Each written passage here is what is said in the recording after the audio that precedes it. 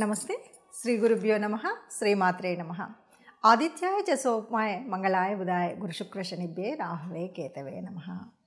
శ్రీమాత శ్రీ మహారాజ్ఞి శ్రీమత్ సింహాసనేశ్వరి చిదగ్నిగుండ సంభూత దేవకార్య సముద్యత. అందరికీ నమస్కారం. ప్రతి మాసంలాగానే మరి ఈ మాసం అంటే జనవరి 2025 ఫిబ్రవరి మాసం గాను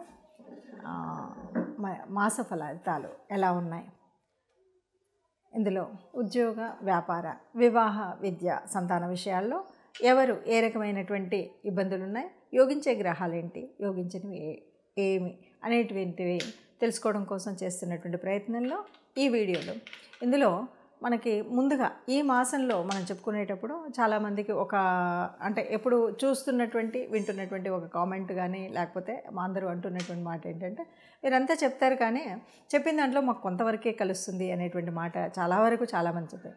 ఇది మనం చేసేటువంటిది గోచార ఫలితము. గోచార ఫలితంలో పూర్తిగా ఎగ్జాక్ట్గా అంత ఉండదు. మనకెప్పుడు కూడా ఎవరి జన్మజాతక ఫలితాలు అయితే ఉంటాయో అవి ఎగ్జాక్ట్గా యాక్యురేట్గా చెప్పడానికి అవుతుంది. ఈ గోచార ఫలితాలు అనేవి కొంతవరకు మాత్రమే, అంటే కేవలం 30-40% మాత్రమే ఉంటాయి. దైవవశాత్తు మీకు గనక ఈ వీటితో పాటు జరిగేటువంటి దశ అంతర్దశలను బట్టి కొన్నిసార్లు మనకు చెప్పింది చాలా ఎక్కువగా కరెక్ట్ అనిపించవచ్చు.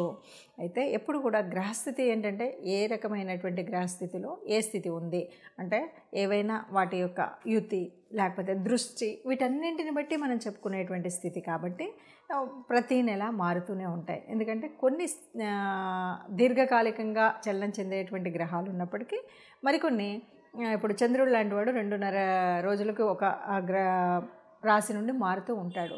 అలాంటప్పుడు మనం ఎలా చెప్పుకుంటాం అనేటువంటిది కూడా ఉంటుంది. కాబట్టి వీటన్నింటిని దృష్టిలో పెట్టుకొని చెప్పేటువంటి ఫలితాలు కామెంట్ చేసేటప్పుడు కాస్త జాగ్రత్తగా చూసి చేయండి. ఇక కుంభరాశి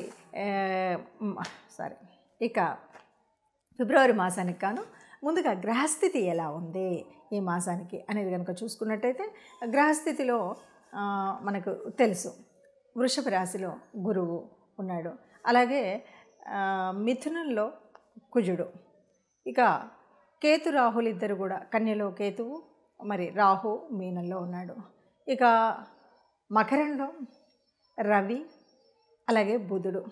ఈ రవి బుధులు ఇద్దరు కూడా బుధుడు 12వ తారీఖు మారుతూ ఉంటాడు, రవి 13వ తారీఖు కుంభంలోకి మారడం అనేది కనిపిస్తుంది. ఇక మరి మీనరాశి అని చెప్పుకున్నాం, అందులో శుక్రుడు కూడా అక్కడే ఉంటాడు. ఇది ఈ మాసానికి గాను ఉన్నటువంటి గ్రహస్థితి. ఈ గ్రహస్థితిని బట్టి ఏ ఏ రాశుల మీద ఏ ఏ గ్రహాల దృష్టి ఉంది, ఎక్కడెక్కడ గ్రహాల యొక్క యుతి ఉంది అనేటువంటి దాన్ని బట్టి ఫలితాలు ఉంటాయి. 2025 ఫిబ్రవరిలో కన్యా రాశి వారికి ఎలా ఉంది అని కనుక చూసినట్టయితే, రాశిలోనే కేతువు ఉన్నాడు, అష్టమంలో రాహు. ఈ పరిస్థితి మనకు తెలుసు. అయినప్పటికీ ప్రభుత్వ ఉద్యోగాలకి చాలా అనుకూలమైనటువంటి స్థితి కనిపిస్తుంది. ఎందుకంటే దశమ స్థాన స్థితి వల్ల విద్యార్థులకు చాలా బాగుంటుంది. విద్యార్థులందరూ కూడా ఏది చదవాలన్నా చదవగానే రావడం, చక్కటి ఇంట్రెస్ట్ ఉండడము, చదువుకుందాము అనుకున్న చోట మంచి అనుకూల పరిస్థితులు ఉండడం, ఇలాగా విద్యార్థులకి అలాగే ఉద్యోగాలకి చాలా, అంటే ఉద్యోగంలో చేసే చోట ఏ ఇబ్బందులు రాకుండా పై వాళ్ళ నుండి కానీ కొలీగ్స్ నుండి కానీ కింద ఉన్నటువంటి సబార్డినేట్స్ నుండి కానీ ఏ రకమైనటువంటి ఇబ్బందులు రాకుండా చాలా అనుకూలంగా ఉంటుంది. ఉద్యోగం కావాలనుకుని ప్రయత్నించే వారికి కూడా చక్కటి అనుకూలమైనటువంటి పరిస్థితిగా ఉంది. అలాగే అందరికీ మనం చేసే పని ఏది మాట్లాడినా కూడా, అంటే మీరు మాట్లాడితే నిజం అనిపించింది లేదు అంటే మీరు మాట్లాడింది వేద ప్రమాణంగా ఉంది అంటుంటారు. అలాగా ఈ మాసంలో మీరు ఏది మాట్లాడినా, కన్యారాశి వాళ్ళు ఏది మాట్లాడినా కూడా వినే వాళ్ళందరూ కూడా మీకు ఒక విలువనిస్తారు, గౌరవం ఇస్తారు. మీరు చెప్పింది వాల్యుబుల్ పాయింట్ అని మిమ్మల్ని మీకు గుర్తింపు వస్తుంది.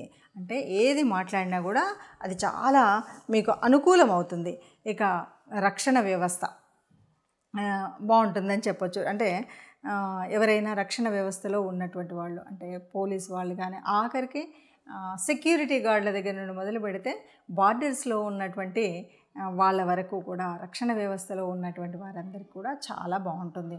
ఆర్థికంగా అవ్వచ్చు, అలాగే సమయాన్ని బట్టి కూడా ఆరోగ్యపరంగా అన్ని రకాలుగా ఆదాయపరంగా అనుకూలంగా ఉండేటువంటి పరిస్థితి అయితే ఉంటుంది. ఇక కొంత మనం కళారంగం అని చెప్తుంటాం కదా, సినిమాలో కానీ ఆర్టిస్టులు కానీ ప్రొడ్యూసర్స్ కానీ పెయింట్స్ వేసేవాళ్ళు కానీ పాటలు పాడేవాళ్ళు కానీ వీళ్ళందరికీ చాలా బాగుంటుంది శుక్రుడి మూలంగా. చాలా అంటే అందులో చాలా హాయిగా ఉల్లాసంగా ఏదో పని చేస్తున్నట్టు అనుకోకుండానే, అలాగే వాళ్ళు ఏదో కష్టపడుతున్నాం అనుకోకుండానే మంచి రిజల్ట్స్ వచ్చేటువంటి విధంగా ఈ మాసం అంతా ఉంటుంది. ఎవరైనా ఇప్పటికీ కొన్ని పనులు మనం చేద్దాం అనుకుంటున్నాము, ఆ పనులు అవ్వలేదు, పూర్తిగా అవ్వలేదు అనుకునేటువంటి వారికి, అంటే పెండింగ్లో ఉన్నాయి అనేటువంటి వారికి పెండింగ్ పనులన్నీ కూడా పూర్తి అయ్యేటువంటి మాసం ఈ మాసం అని చెప్పొచ్చు. ఇక కొద్దిగా ఆరోగ్య విషయానికి కనుక వచ్చినట్టయితే ఆరోగ్యంలో కొంత ముఖ్యంగా ఉదర సంబంధమైనటువంటి విషయాల్లో కొద్దిగా ఇబ్బంది ఉంటుంది. అంటే కొద్దిగా డైజెస్టివ్ ప్రాబ్లమ్స్, అన్నం తిన్నది కొంచెం అరక్కపోవడం, ఇలాంటి వాళ్ళన్నీ కూడా కొద్దిగా ఇబ్బంది ఉంటాయి. కొత్త వారు ఎవరైనా పరిచయం అయితే వారితో జాగ్రత్తగా ఉండాలి. వారి మూలంగా లేనిపోని చికాకులు రావడం అనేటువంటిది కనిపిస్తుంది. కొత్త వారి అంటే పరిచయం అనుకోకుండా ఏదో మన వాళ్ళ ద్వారా పరిచయం అవ్వడం, వాళ్ళు ముందు బాగానే ఉంటుంది కానీ వారి వల్ల కొన్ని కొత్త చిక్కులు వచ్చేటువంటి పరిస్థితి ఉంటుంది. అలాంటి చిక్కులు రాకుండా ఉండడం కోసం మీరు ప్రయత్నం చేయాలి. ఏవి చేసినా మన ప్రయత్నం ఎంత ఉన్నా మనం మానవ మాత్రులం కాబట్టి దానికి దేవుడి అనుగ్రహం ఉండాలి. కాబట్టి తప్పనిసరిగా ఇష్టదేవత ఆరాధన చేయడం, గోశాలకు వెళ్ళడం, గోగ్రాసం ఇవ్వడం అనేటువంటి వాటిని చూసుకున్నట్టయితే జాగ్రత్తగా ఆ విషయంలో కొద్దిగా మనం దానం ధర్మం అనేటువంటి వాటిలో ఉంటే ఈ మాసం అంతా కూడా హాయిగా ఉంటుంది. ఇప్పటి వరకు ఉన్నటువంటి గ్రహస్థితిని చూసాం కదా. ఎప్పుడూ కూడా గ్రహాలు మనకు అంటే కదులుతూనే ఉంటాయి. ఈ గ్రహాల మూలంగా, గ్రహాల యొక్క కదలిక వల్ల కొన్నిసార్లు కొన్ని గ్రహాలు ఒకే చోట ఉండడం, గ్రహాల దృష్టి ఉండడం, అష్టమ శని, అర్ధాష్టమ శని, ఏళ్ళనాటి శని ఇలాంటి వాటివన్నీ ప్రభావాలు ఉండడం, వీటన్నింటితో పాటు మనం ఉన్నటువంటి రాశిని బట్టి యోగకారకమైనటువంటి గ్రహాలు, యోగించని గ్రహాలు, ఇలా మనం అన్నీ చెప్పుకుంటూ వెళ్తూ ఉంటాం. దీని మూలంగా కొన్ని రకాలైనటువంటి ఇబ్బందులు, కష్టాలు, సుఖాలు, జీవితం అంటేనే కష్ట సుఖాలు అని చెప్తూ ఉంటాం. కానీ ఈ రాశిలో మీరు చెప్పారు ఇలాగే ఉండాలి అంటే మనం చెప్పేటువంటిది కాదు. వీటన్నిటికి కూడా మనకేంటంటే కర్మ సిద్ధాంతాన్ని నమ్మేటువంటి వాళ్ళం, పూర్వజన్మ సుకృతము ఉంటుంది. దీనివల్ల మనకేంటంటే మనం పుట్టినప్పుడే మన యొక్క జాతకంలో జన్మ కుండలిలో కొన్ని గ్రహాలు చక్కగా ఏ స్థానాల్లో ఉండాలో అక్కడ ఉంటాయి.